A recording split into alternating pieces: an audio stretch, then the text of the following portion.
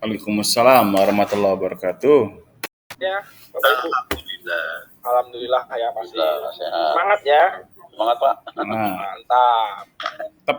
Oke, hari ini kita CL, materinya manajemen pemasaran untuk perusahaan sekolah ya. Jadi kita main jual-jualan. Balik ke masa dulu ya, kita main jual-jualan. Oke.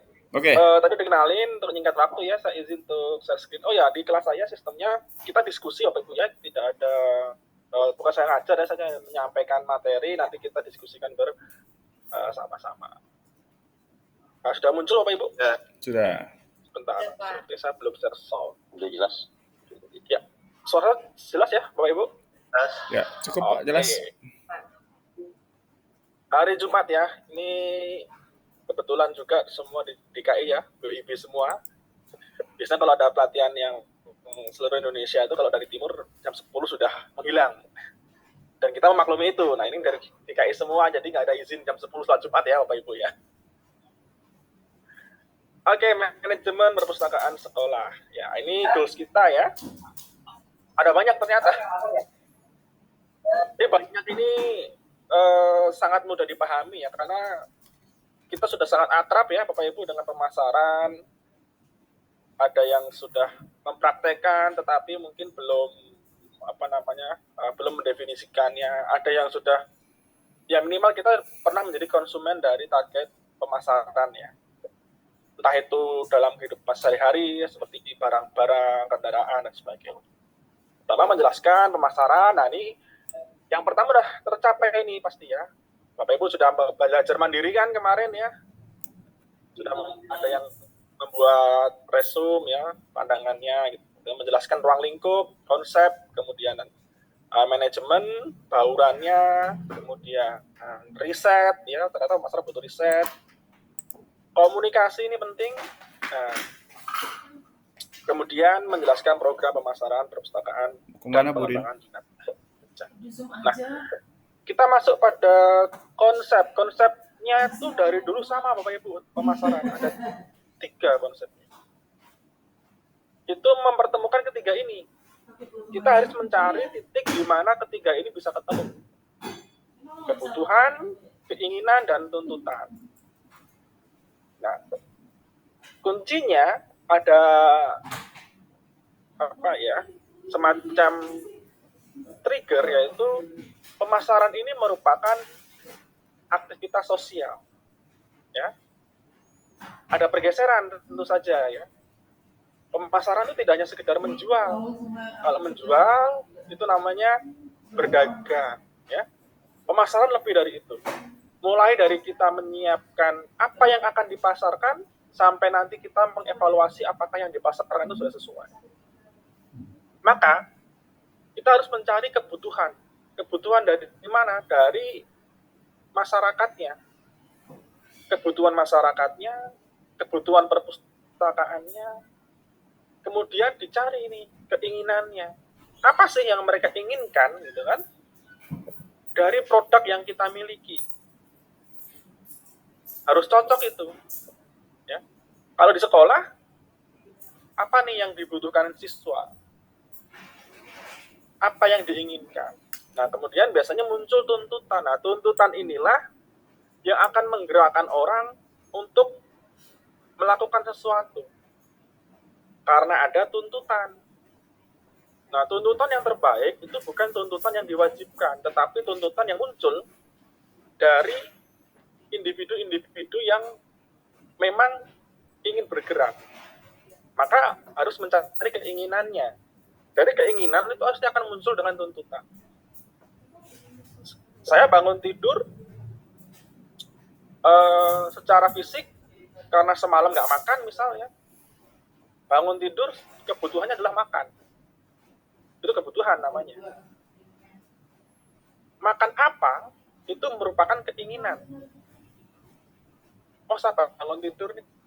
Oh, sarapan apa ya? Saya lapar nih. Oh, sarapannya kayak buah enak deh.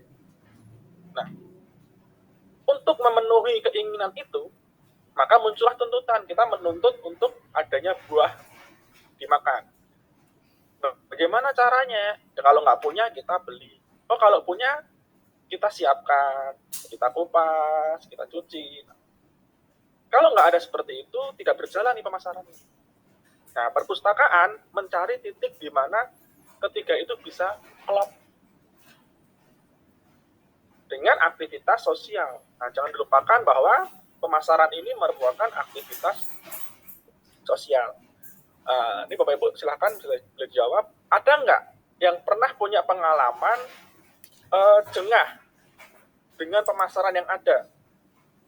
Misal nih setiap hari dipromosikan terus sama temennya, dapat WhatsApp, atau sering buka story WhatsApp nggak? Biasanya banyak yang jualan tuh. Kadang kalau kebanyakan, kita merasa bosan atau merasa malas untuk melihatnya.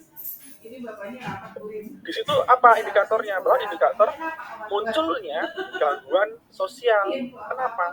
Karena ada gangguan di situ. Saya jadi malas nih mau ngobrol.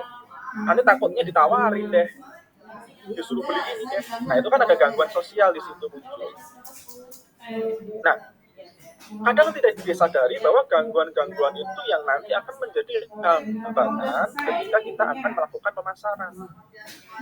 Bagaimana kita dapat melakukan pemasaran ketika target pasarnya itu dengan sengaja menghindari kita. Nah, ini contoh kalau di perpustakaan, apalagi sekolah, anak-anak itu sukanya apa nih? Oh suka bermain, mabar ya, SMP, SMA, ya di sini ada SD juga. Itu sudah akrab kan dengan gadget. Mereka suka ngumpul, ngomongin apa. Kebutuhan itu tidak hanya di perpustakaan. Kita tahu, oh ini anak-anak butuh belajar nih.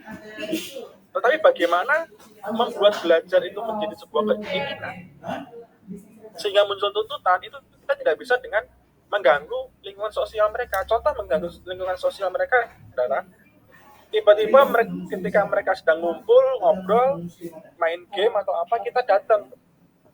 Kita bilang, Dek, nggak ada gunanya kalian main game. Mendingan kalian baca buku, lebih bermanfaat. Secara teori, betul. Tetapi secara sosial, kurang tepat. Apa yang terjadi ketika seperti itu? Apakah mereka bubar kemudian membaca buku, atau kita diabaikan? Nah,